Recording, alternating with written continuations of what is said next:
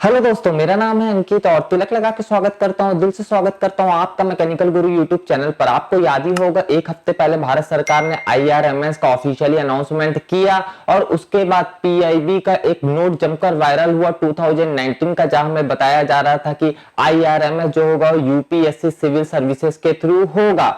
दोस्तों, एक और मीटिंग हुई है 15 फरवरी 2022 को। यह अनाउंसमेंट हुआ है कि अब आईआरएमएस जो होगा वह सच में रियली में यूपीएससी सीएससी के थ्रू होगा। गैजेट ऑफ इंडिया में भारत के राजपत्र में इसे अनाउंस कर दिया गया है। हमें रिक्रूटमेंट रूल्स थोड़े बहुत बताए गए हैं, जहां पर हमें सबसे पहले यह साफ कर दिया गया कि यूपीएससी सिविल सर्विसेज ही आने वाले समय में आईआरएमएस का एग्जाम कंडक्ट करेगा। यानी कि आपको सिविल सर्विसेज का फॉर्म भरना पड़ेगा अगर आप आईआरएमएस ऑफिसर बनना चाहते हैं तो। इसके अलावा सैंक्शन पोस्ट को कम कर दिया गया है, करीबन 1000 से ज्यादा पोस्ट को डिक्रीज कर दिया गया है। 2019 में सैंक्शन पोस्ट जहां पर आईआरएमएस में 1600 से ज्यादा थी, वहीं अब टोटल सैंक्शन पोस्ट मात्र 450 रह गई है। यानी कि करीबन 1000 से ज्यादा पोस्ट को गायब कर दिया गया है, हटा दिया गया है। नोटिफिकेशन में कुछ इंपॉर्टेंट पॉइंट है, उनमें पहला इंपॉर्टेंट पॉइंट यह है कि जो 50% जो पोस्ट हैं उसमें जो सिलेक्शन होगा आईआरएमएस का जूनियर टाइम स्केल में,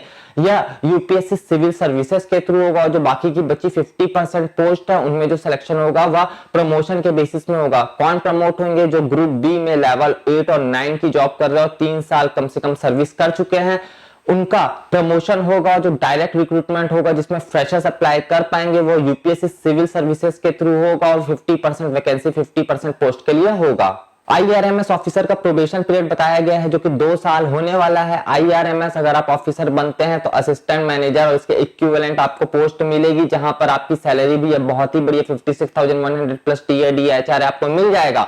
टोटल पोस्ट जो सैंक्शन है वो हमें बताया गया है 450। मैं आपको बताना चाहूंगा 2019 में जब रीस्ट्रक्चरिंग हो रहा था आईआरएमएस का, उस समय के नोटिफिकेशन के हिसाब से जेटी या जूनियर टाइम स्केल ऑफिसर की कुल मिलाकर 1647 पोस्ट सैंक्शन थी, जो कि डिक्रीज करके अभी 450 कर दिया गया है। दोस्तों, आपको याद ही होगा 2 साल पहले इंजीनियरिंग सर्विसेज का ऑफिशियल नोटिफिकेशन आने के बाद, फॉर्म भराने के बाद उनमें से पोस्ट को कम किया गया था।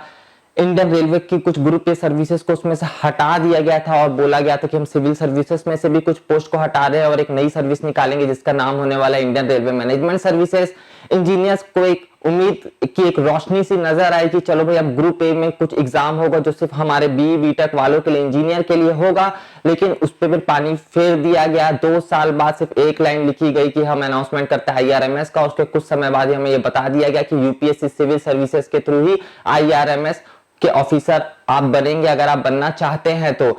2 साल लगा एक लाइन लिखने में, उसके बाद भाई ये 5 ट्रिलियन की इकोनॉमी बनाना चाहते हैं, 2-2 साल एक लाइन लिखने में लगा रहे हैं। इस तरीके से कैसे देश का भविष्य बनेगा? ये कुछ चुनिंदा लोग बैठ के हम लोग का भविष्य तय कर रहे हैं। क्या वहां पे हमारा कोई रिप्रेजेंटेटिव था? क्या वहां पे कोई इंजीनियर था? अगर था भी तो भाई फिर वो किस तरीके का इंजीनियर था जो इंजीनियर लोग का दर्द नहीं समझ पा रहा है? दोस्तों, ये जो चीजें 2 साल से हो रही है, ये चीजों का लॉजिक कोई भी पल्ले नहीं पड़ रहा है। क्यों हो रही है कोई भी इसका सेंस हमारे सामने में नहीं आ रहा है। ज्यादा बात नहीं करना चाहूंगा इस बारे में, आप सभी समझदार हैं, आप सभी समझते हैं, जानते हैं, परखते हैं चीजों को और उसके बाद अपना सही डिसीजन लेते हैं। उम्मीद है कि आप सही डिसीजन लेंगे और आगे क्या करना, आपका भविष्य का फैसला आप अच्छे से सोच समझ के करेंगे कि आपको गेट देना है कि ईएससी देना है कि सिविल सर्विसेज देना है।